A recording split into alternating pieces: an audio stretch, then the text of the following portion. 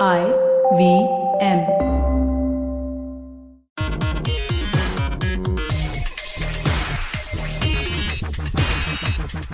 Hello and welcome to Simplified.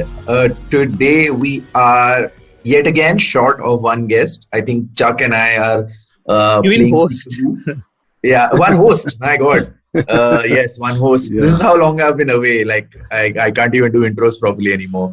But yeah, here we are recording again. Although Chuck is off on some mysterious sojourn that he won't reveal about us. I'm assuming he is in deep search for the next incredible guest we will be able to get you, or Or some host. very pricey headphones. We cannot determine yet. Yeah. So here we are, and I am in my quest of seeing as much of my country I have missed in the last few years. I'm right now in the national capital of Delhi, which is, as you may be aware, pretty densely shrouded in some smog, and Yeah. that is the topic of today. So we Yeah. will But I love how we get into each episode assuming there are no new listeners listening to us. This is simplified for anyone new who may have stumbled upon this Yeah. podcast. Yeah. We are known for releasing toxic airwaves, which is also related to a different kind that Sriket will be discussing today, which is the air quality index in Delhi, which clearly is not a criteria for podcast because we're still here. So I mean, see, for whatever it's worth, whatever you might classify, whatever AQI of toxicity our particular podcast may have, you have at least signed on with some level of volition of your own, except for Vinay and Deep, who are our producers who have no say in this matter. But unlike that, the air of Delhi is not waiting for anyone's permission to enter people's lungs here. It's So- a seasonal thing, right? So every year around this time, Yep. for a few months, the air in Delhi becomes worse than the politics in Delhi, which is, and so instead of complaining about the politics, for a few months in the year, everyone complains about the air quality. But this time, it seems to be rather worse than usual. And we are very lucky, and Sriket is very unlucky that we have our own representative who can give us an eyewitness account of the situation in Delhi. Yeah. So, Sriket, tell us more. It is. Like you said, Naren, it's. Delhi is the toxicity capital in multiple different ways, not just in terms of the politics, but also in terms of those beautiful news channels that all are around the Delhi NCR Absolutely, as yeah. such. But yeah, as you mentioned, the reason why this year is particularly bad, I mean, this is the first time, around the world, we are all very familiar with lockdowns right now. But I think for a first, since the pandemic, since COVID-19 has come across, there is a lockdown being considered, which has nothing to do with COVID whatsoever. So the Delhi government is actually considering a citywide lockdown because they just want to bring the pollution levels down, and it's too hazardous for anyone to step out really. So it's so they're actually considering a lockdown that has nothing to do with COVID-19 whatsoever.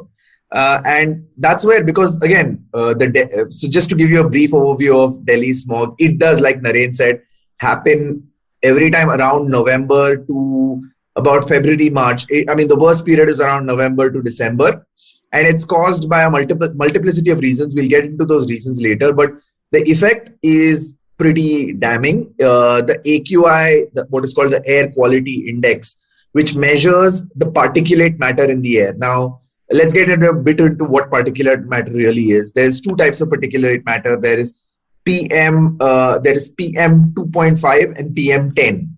That is 2.5 millimeters smaller, 2.5 millimeters in width and 10 millimeters in width. I don't know the details of it exactly, but it's supposed to be smaller than the width of a human hair. And these particulate matters are the ones that determine how polluted the air is. And now the normal range of AQI should be under somewhere, in cities, should be somewhere around 70 or 80. That's considered to be good quality of air. And during this period, Delhi, consistently across the entire Delhi, you have AQI well above 500, which is considered to be extremely hazardous. And in some places, especially after Diwali and stuff like that, it's gone over 1,000, in which case it's like practically a gas chamber. It's not really breathable anymore, the air. Now, and what happens as an effect about it is that, and not just in Delhi, but all around India, it's the 5th largest killer in India, killing about 2 million people every year. This makes Delhi the place with the largest death rate because of chronic respiratory diseases and asthma. And Delhi's poor air quality irreversibly damages the lungs of 2.2 million people, or 50% of all the children in Delhi. Right. So, and the Supreme Court of India has made statements about this, saying in very clear terms, Delhi has become a narak. And Supreme Court Justice Arun Mishra legitimately said, it is better to get explosives and kill everyone than subject them to the air of Delhi. Wow, strong words. Yeah, this has come directly from the Supreme Court of India. And going by how the Diwali recently passed by, despite the ban in Delhi, I think people were exactly trying to do that. So that's how stuff has been going on. Last year actually was so the worst air quality on records has been in 2017. It was so bad that there is also a very famous incident that happened because of a very famous sporting incident that happened because of this ban, and I will let Tony tell us a bit about it. Tony, you have some idea, or No, I have no clue. Go ahead. So this is the one. It's a cricket match. Major impact that happened because of something like air pollution on a sporting incident. So in December 2017, during a test match between Sri Lanka and India, Sri Lankan players started experiencing breathing problems, and several players vomited in both the restrooms and had to use face masks on the field until the match was stopped. Right. Now, a lot of Indian sides, a lot of the Indian side, as well as the commentators and the support staff and even the fans, were unsympathetic to Sri Lanka. And Hindi commentators joked on air, saying that Sri Lankan players were using masks to hide their face after taking a beating of their lives. And of course, as Twitter tends to do, and adds more toxicity to this already toxic air, saying that the team's nationalism should be lauded, that they are sacrificing their health to entertain the crowd and keep the Indian flag flying high. And also Virendra Sehwag, who stepped in at this point and said, this natak the Sri Lankan side was doing to stop Virat Kohli from scoring a triple century. And but then later a bit of this conversation stopped when Mohammad Shami also threw up because of the air quality. And so the pollution levels. Shami also said that while he threw up, the pollution levels are a concern, but Indian players are used to this.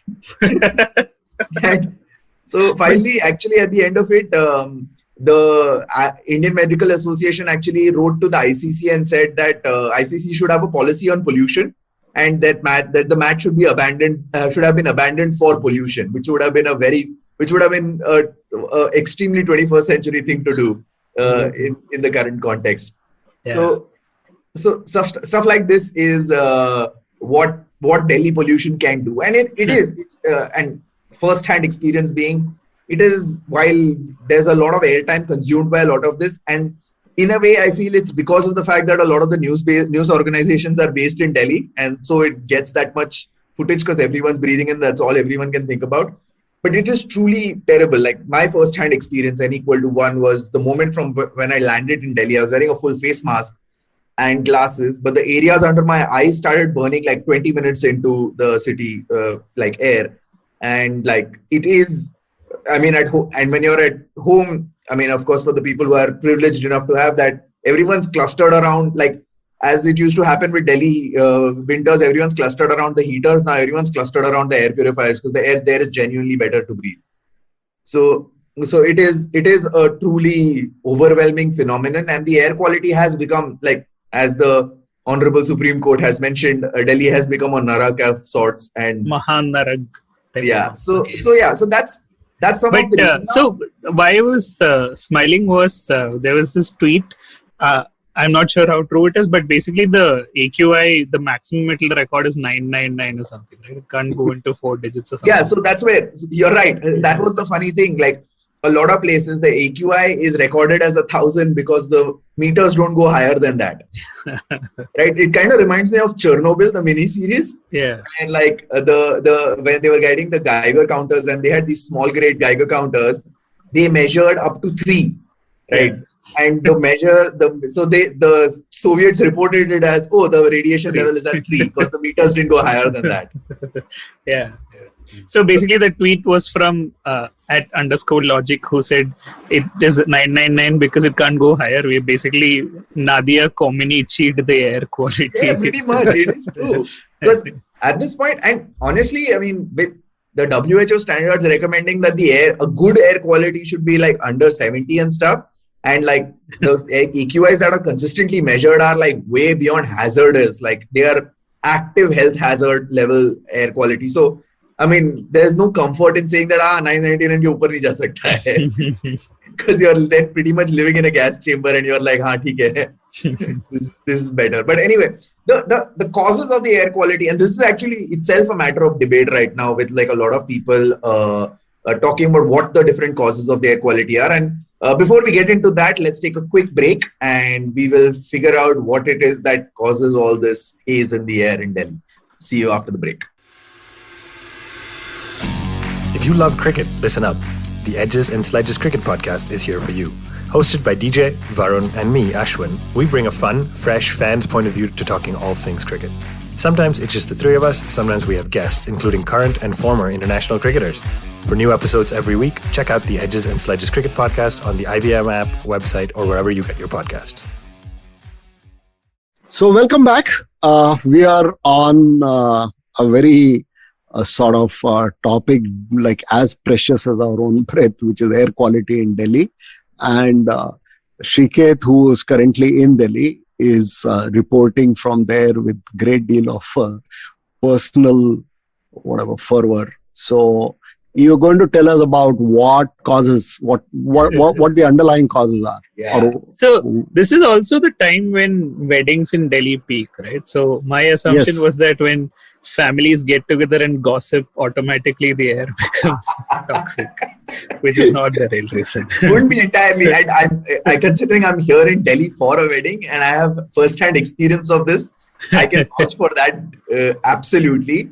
That there is a lot of toxicity in the words as well. But Tony, you brought out an important point, which is also one of the reasons that it's actually like this unholy mix of a lot of different circumstances coming together at the exact right place. And Delhi and the larger NCR region is that petri dish for these circumstances.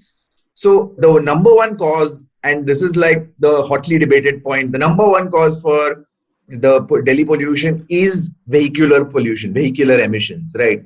No, even before that, I think the number one cause is the air doesn't blow away, right? There is some meteorological reason for that. Cause, but that's what actually accumulates all of this. So if you were to say what is in the air, it is air pollution, it is vehicular emissions and a lot of other stuff. But as you said, Naren, so let me start with that then. The cause why the Delhi pollution is so concentrated over here and why like there's a massive smog in the air is because of the fact that firstly, Delhi is sort of like a valley. So as far as the air is concerned, it kind of settles over here and the air from neighboring states all blows over and kind of settles over Delhi. The second cause, as you said, Naren, and that's actually the biggest cause why the air pollution is not dissipating as easily is because the winter conditions actually cause for very, very still air over here. Like there is very little wind that's blowing right now. And there's only cold air. The winter also allows for the air to remain steady over here rather than water vapor evaporating and constant cycle of air happening. So the air just settles over Delhi as such. And as I said, so there's motor vehicle pollution. That's a lot of that's one of the major contributors. The other contributor is also agricultural land exhausts. Now that comprises of many other things. So stubble burning is one of the very popular ones, which everyone knows about. Stubble is the straw that's left over after kind of agricultural harvests. That straw is, because disposing that is a major issue for a lot of farmers, especially in Haryana. Age-old method has been to just set fire to it.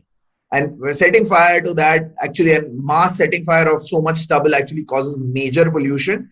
But it's not just stubble burning from agricultural land. it's also like agricultural land uses a lot of diesel generators because to power a lot of other stuff like pumps and stuff like that over there. So those diesel generators themselves generate a lot of pollution, and this is actually coming from the neighboring states of Punjab and Haryana, where agriculture is like massive over there. So that's happening over there. Finally, then up till recently, which is now shut down, there was the Badarpur thermal power station nearby, which even though it only produces less than 8% of the city's electric power, it used to actually create contribute about 80 to 90% of the particulate matter pollution in Delhi. But owing to that stat, only in 2018 they shut it down. The other factor is firecrackers that were burst during Diwali. Despite a cracker ban being imposed in Delhi, that was entirely ignored. And as you mentioned, Tony, with the wedding season coming right after the Diwali season, firecrackers have no this thing of abating anymore. And so that's another major problem. And finally, also you're talking about, there is a landfill nearby called the Bhalswa landfill in near Delhi. And that's constantly on fire, where the trash is constantly being burnt. Yeah. Now, all of these things are... There's an interesting reason for most of these landfills catching fire. So what happens is, there are two kinds of bacteria, okay? Aerobic and anaerobic. So aerobic bacteria mostly chew up the garbage and release carbon dioxide. And the anaerobic guys, they release methane. So normally the methane is not in concentrations enough to really harm or be a fire hazard. It's just very diffuse. In fact, but you have sometimes a big pocket of organic matter covered with a lot of inorganic matter, and this organic matter is getting putrefied inside, collecting a lot of methane, and getting trapped by all the inorganic stuff or the garbage on the outside. And after a certain amount of pressure builds up, this sort of comes out in a whoosh, and if it catches fire, it will keep smoldering. There's a whole bunch of it. And most landfills are plastics are a big part of landfills, and many plastics smolder. So once they're lit, so that's one of the big problems. Yeah, as you mentioned also, Naren, there is that. It's also if I'm not mistaken, peat is also responsible for this. So like a lot of peat which is grown underground, it burns underground. So it burns. So it's actually burning underground. So it's like the soil is smoking. And we have peat here in India. Do we have peat in India? Out of the Garwapsi. I'm speaking out of my ass here. I have no idea. But what I've seen is there is a lot of whether it's peat or whether it's some other material. One other aspect is it's being cow dung. So a lot of cow dung also when it's burnt here in India, and what happens is there's a particular plant, whether it may be peat or something else. My research does not extend till there. It's grows underground, and once it catches fire because of a lot of the stubble burning, even after the stubble kind of like goes out, the main part of the stubble that the farmers are trying to burn goes out, the fires underground keep burning. And they require that because they're so rich that oxygen keeps going in there, and they're constantly burning all the time. So there is no way to really put out those fires, and they sometimes burn for like months together. So that's a major problem. What are the key effects of this smog that happen? So there are actually, it's not just all biological effects. Some of them are actually like tangible effects as well, where you can see in the world. Of course, the biological effects are especially with children. So they have children here are being born and getting raised with like irreversible lung damage. They lower their immune system. There's increased risks of cancer, epilepsy, diabetes, multiple sclerosis. In fact, some doctors have mentioned that we can't really tell. I mean, we might be heading to an entire generation of children being raised in Delhi right now who might have like massive problems as they grow up, because this problem is only about a decade or two old. So now there's a whole generation of kids who are going to grow up with a lot of these lung problems, and as well as maybe even cancers. So I'd like to chip in with my 2 cents. So the human respiratory tract is pretty efficient at weeding out undesirable elements. So you have dust, you have parasites, mites, and you have microbes, bacteria, and things like that. And so when we breathe, it goes through our noses. There are hair there, which sort of trap a lot of the bigger particles. Then the entire passage is lined with mucus, and that traps a lot of it. And the air that finally makes it into the lungs is pretty clean. And the problem is when you are completely bombarded with PM 2.5 or less, so particulate matter which is less than 2.5 microns, which are not big enough to be trapped in the in the entry part of the respiratory tract. Right. They start clogging up the little air sacs in the lung, the alveoli, and they die. And so your lung capacity starts getting diminished. This is like a very kacha sort of explanation that somebody gave me. I don't know how far this is true. But the thing is that it affects some people much worse than it affects others. And it definitely seems to affect the children the worst and incalculably, because it leads to, sort of your physical, the child's physical development is retarded a little bit. Yeah. And because of that, the child is not able to, perform at his or her peak. So, even when you're thinking, studying, or doing whatever, you do need to be at a pretty decent level. Absolutely. And Naren, on the point about children also, the very simple fact is also that they are far more vulnerable because as they are growing, they breathe at a higher rate. And since their weights are smaller, they're breathing at a higher rate of air per kilogram of their body weight. Yeah.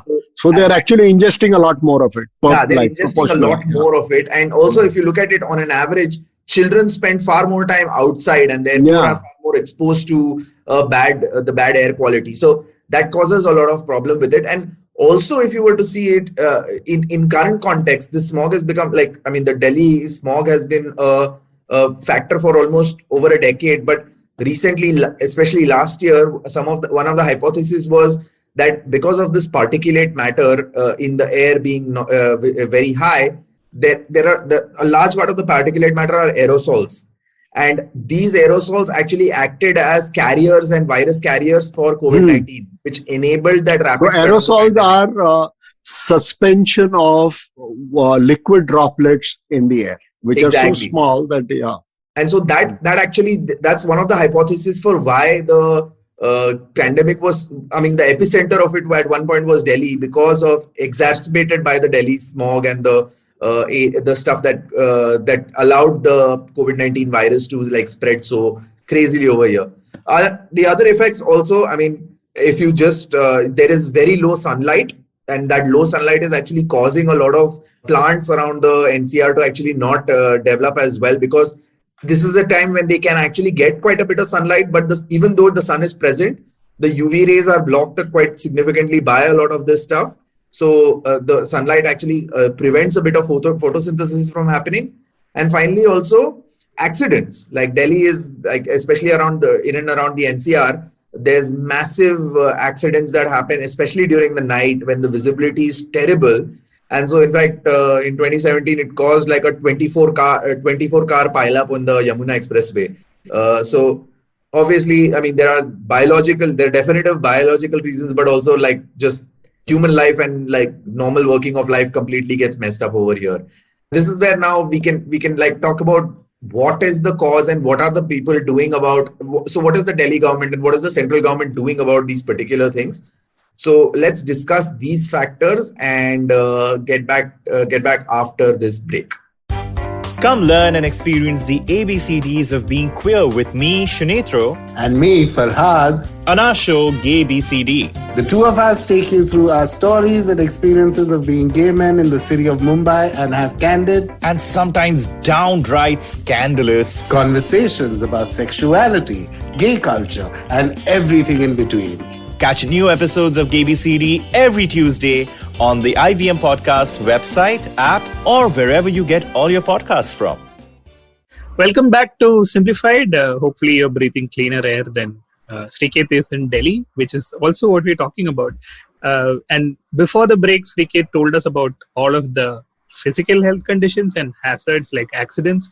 But Sriket, one question that I had was around mental health and how it affects people in terms of air pollution and stuff like that. And I think there have been studies which have shown very strong correlation between air quality and bipolar disorder, schizophrenia, and personality disorders.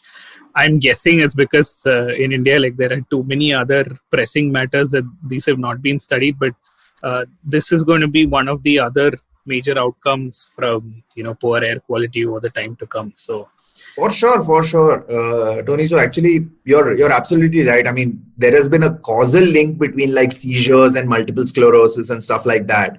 And as I said, a whole bunch of other diseases that have not been diagnosed. And like you said, I mean, mental health goes down the pecking order when it comes to kind of evaluating whether anything is, what's important. I mean, everyone's like, oh, I'm not able to breathe. I'm getting asthma. I'm coughing over here. Like, my child there is like not eating his food. I don't give a shit right now.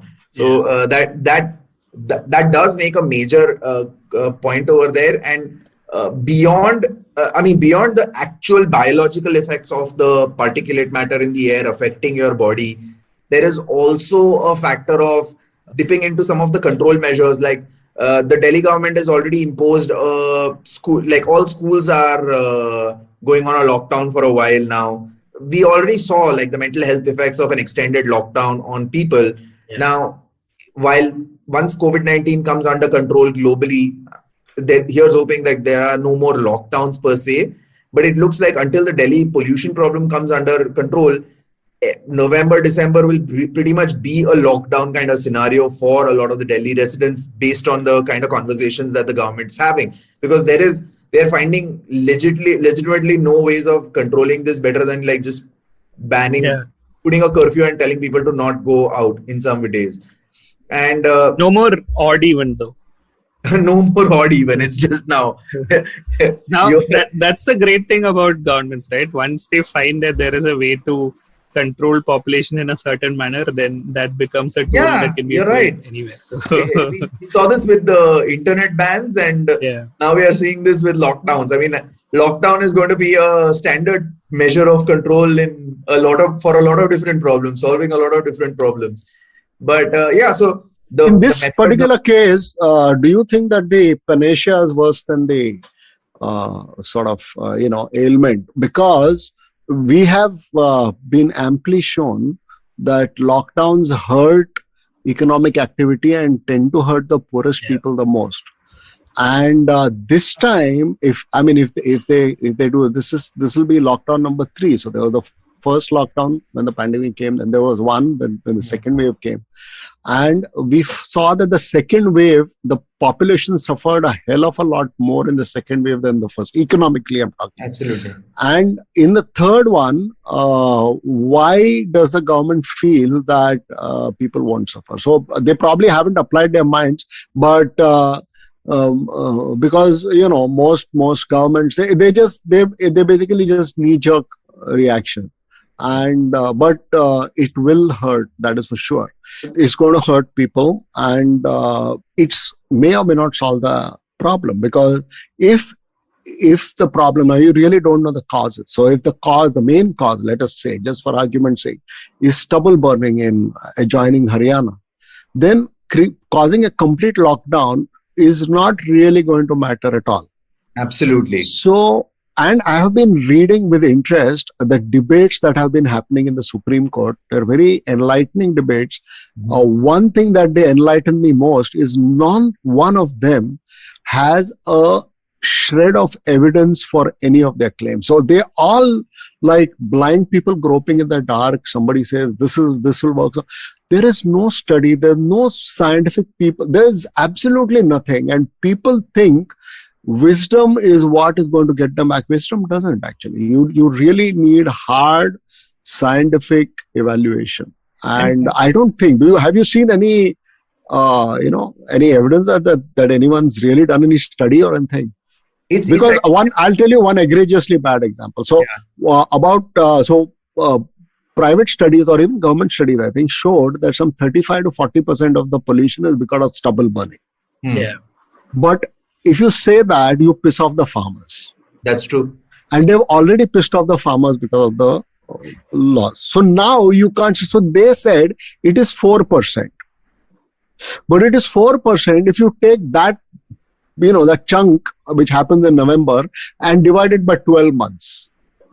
But the problem is not that. The problem is now. And this is the kind of debate that is happening.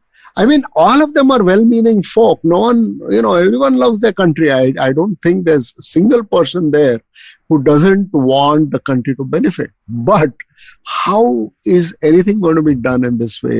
You're far too kind with that last statement, Naren. I'd say that one thing that I have noticed, at least, and I've been following some of that conversation and reading up a bit about it as well. It's like the state wants to emphasize that it's the stubble burning, so they can blame it on the other neighboring states that are. That's the government. The Delhi government wants to burn it. Yeah. They want to blame it on stubble burning. But and the center wants to blame it on the vehicular pollution, so they can make it a state problem, and thereby blaming the state for not implementing the measures strongly enough and stuff. And the point is, the measures that they're taking right now also are actually more like treating the symptoms rather than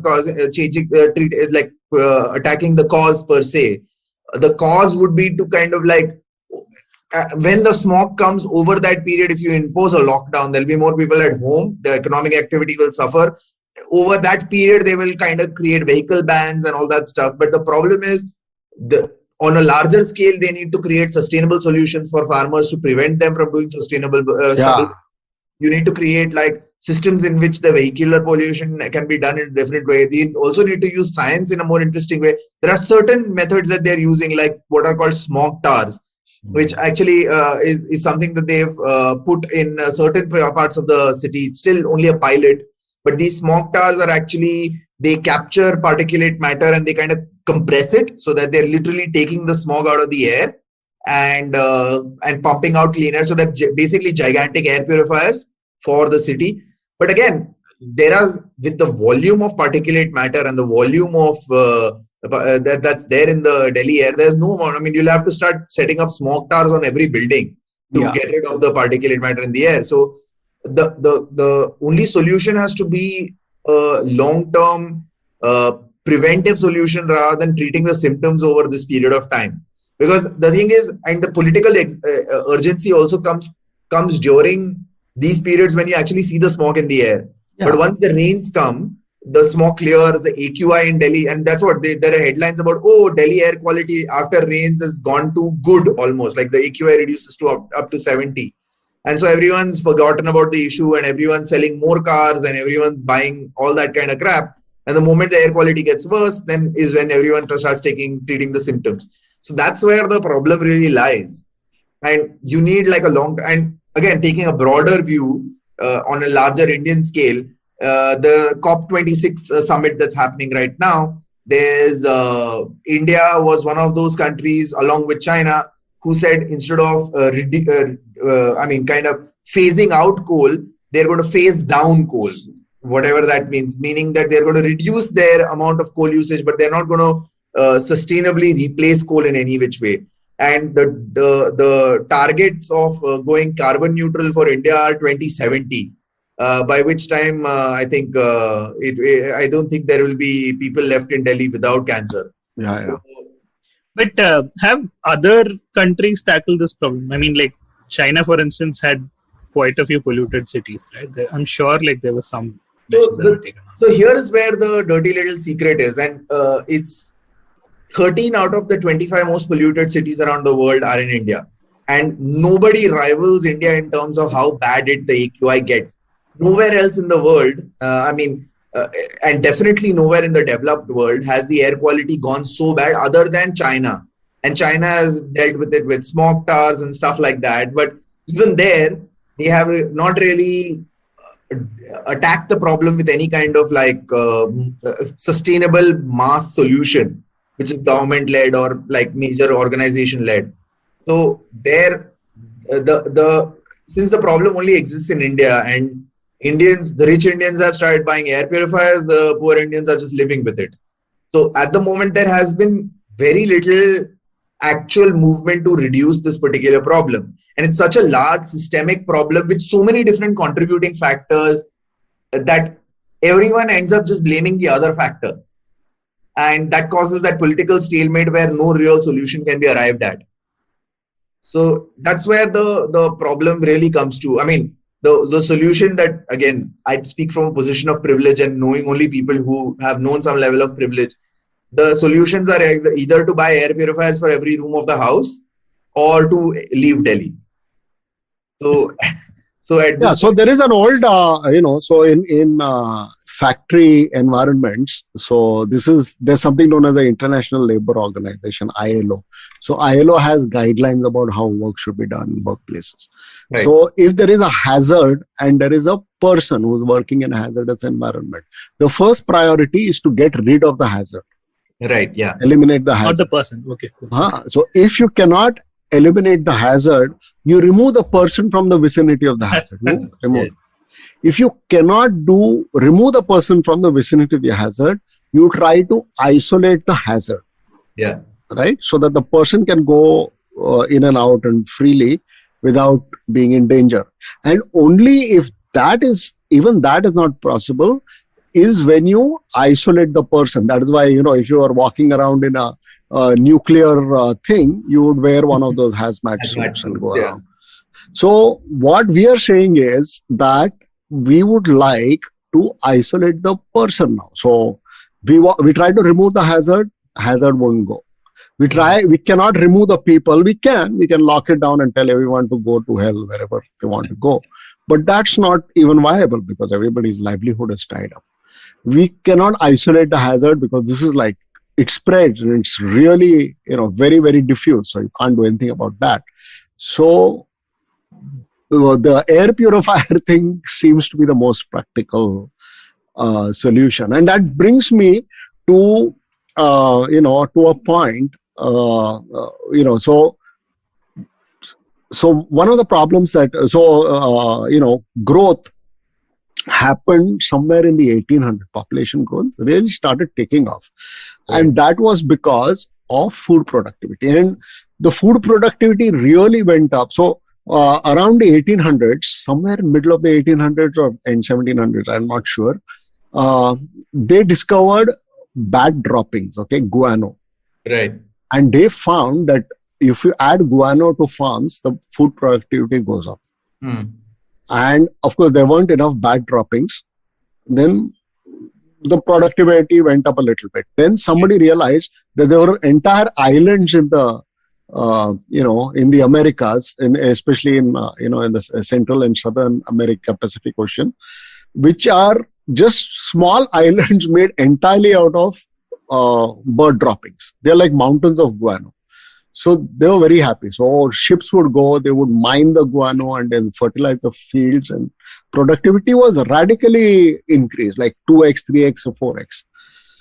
And then even that started running out, and then they started having wars about, guano, and they would capture islands, and America wanted to capture an island, and European powers wanted, all that happened. Then in 1915, 14, a German scientist named Fritz Haber, he invented a process known as now it's called the Haber-Bosch process. So he figured out how to fix nitrogen. So all guano and all, nitrogen is the main fertilizer.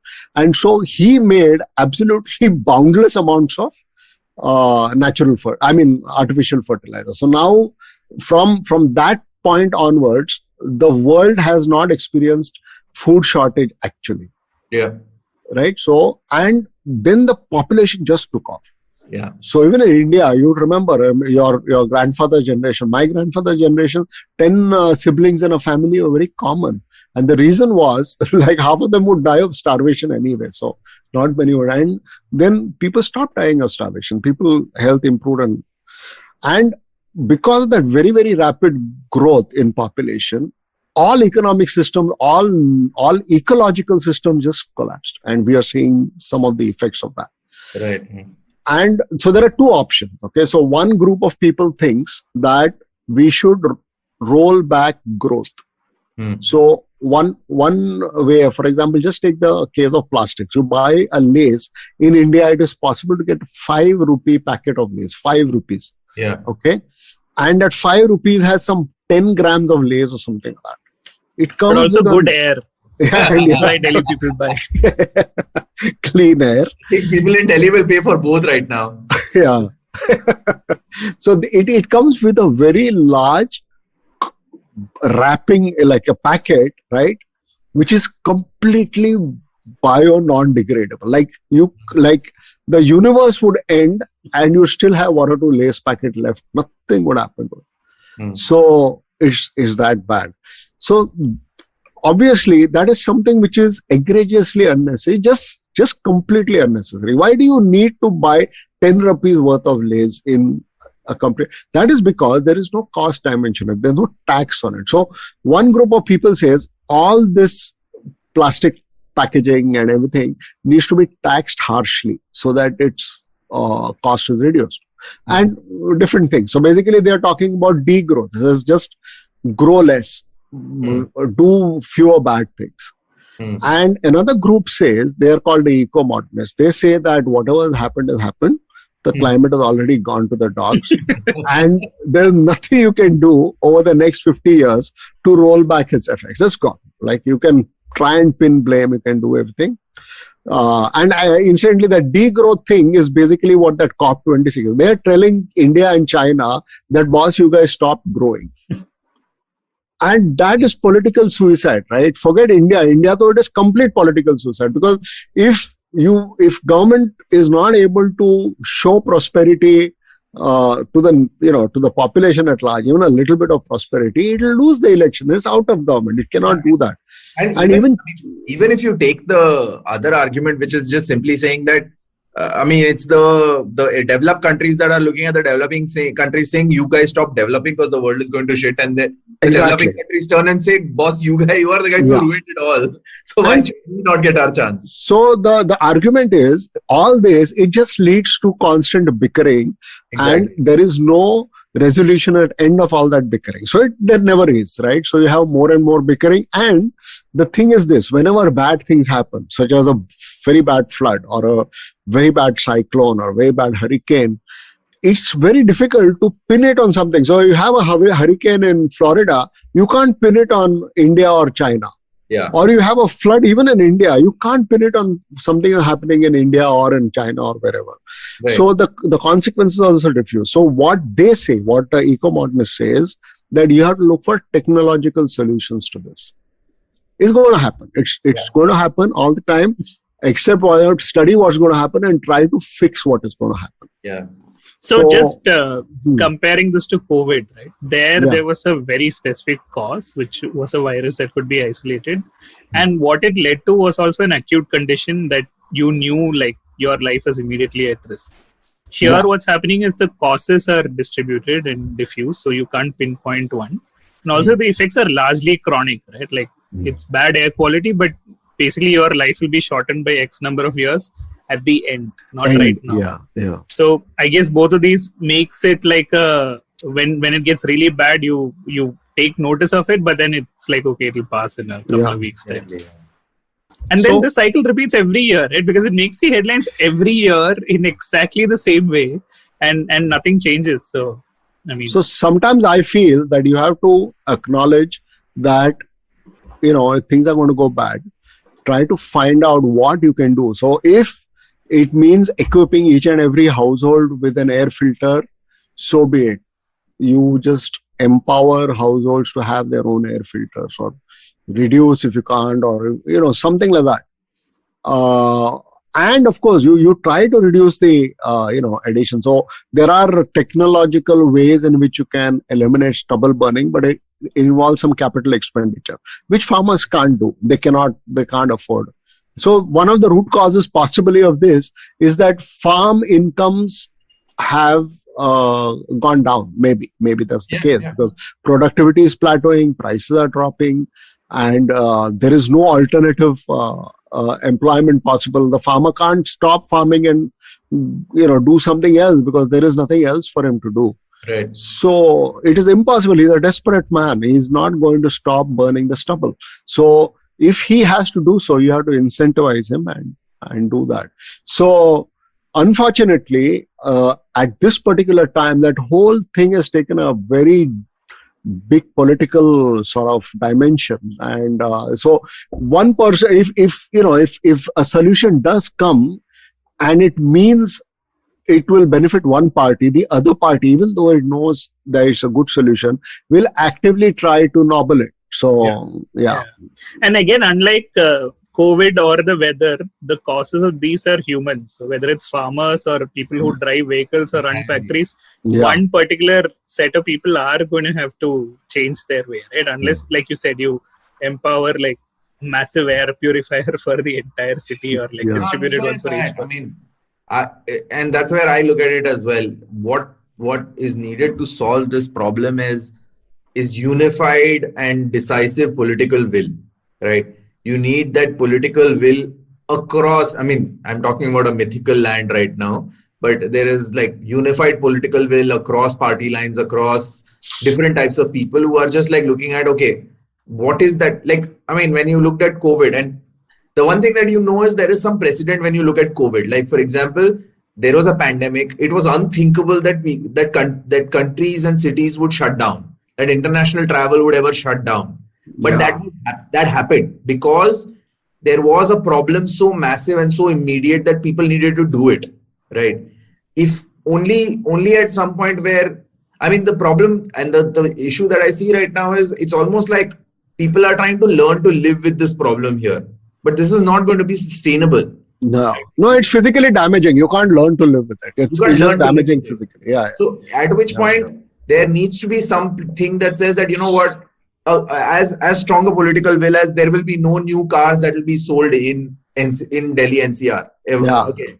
Those will be very unpopular. Massively unpopular. And I'm not a politician, so I can make these statements. But imagine trying to tell Delhi people not to buy cars. It's political suicide. You'll never make it through the next election. It needs someone extremely revolutionary to come and change everything in Delhi politics. Well played.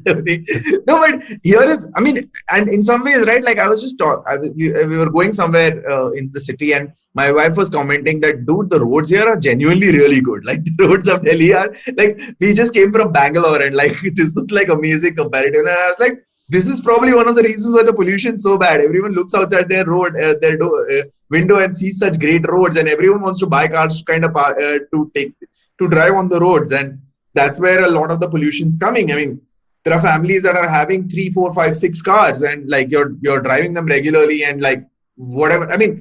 One of the solutions that people, when the odd even rule was instituted, the solution that people had was to buy a car if they had an odd numbered car, they bought an even numbered car, so they could drive both of the days. So there is always Indians will always find a way around it. So it requires something really harsh and really major, which at the moment we don't see the political will or the determination to do in any which way. So that is where the problem really lies.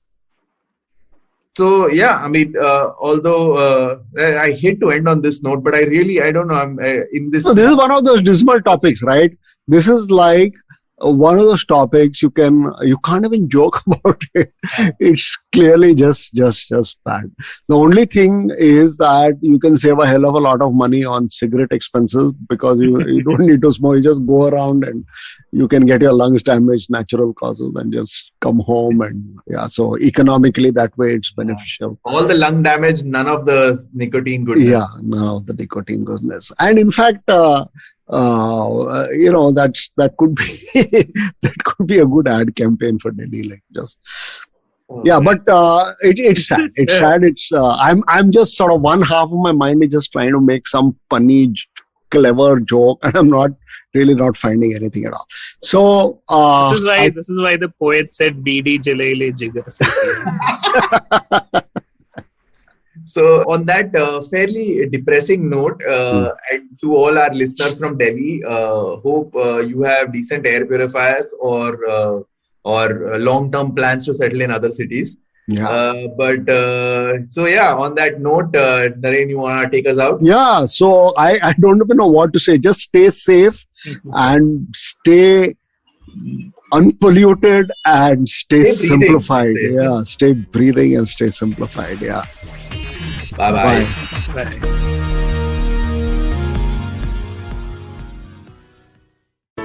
Hey everybody, it's been another great week on the IVM Podcast Network. On Cyrus Says, Cyrus is joined by Ganesh Ramani. He's the managing director at Mars Pet Care India. They discuss pet ownership and pet homelessness and an AI-driven pet lost and found app. We welcome another new show to our network, Ikka Dukka Economy with Abhinav Trivedi. In the first episode of this Hindi language show, Abhinav speaks to Dr. Bharat Jhunjhunwala about fiscal deficit and its effects on our daily lives. Tune in to new episodes every Tuesday. On All Things Policy, the folks from Takshashila Institute discuss the lack of support for India's police personnel. On Tede Mere Raste, Keshav introduces us to Chandrabhaga Beach. On The Wire Talks, Anushka Jain, lawyer and policy researcher, talks to Siddharth. They discuss the dangers of facial recognition and why her organization started the campaign Ban the Scam. And on Marathi Kirkitun, Dr. Rajiv and Manik Deshmukh explore the evergreen poetry of the late poet Mangesh Padgaonkar. Do follow us on social media. We're IVM Podcast on Twitter, Facebook, Instagram, and LinkedIn. Also, do remember, go check out our website, ivmpodcast.com/YouTube, to get a list of all of our YouTube channels. And remember, if you're enjoying this show or any of our other shows for that matter, please do tell a friend. And finally, we would like to thank our sponsors on the network this week, Cred, Bank of Baroda, HDFC Mutual Fund, CoinSwitch, Kuber, Intel, and Oxfam India. Thank you so much for making this possible. A wise man once said, traveling, it makes you speechless, then turns you into a storyteller. Well, listen to such travel stories and experiences exploring India on the Musafir Stories with us, Saif and Faiza. Catch us on the IVM website, app, or wherever you get your podcasts from.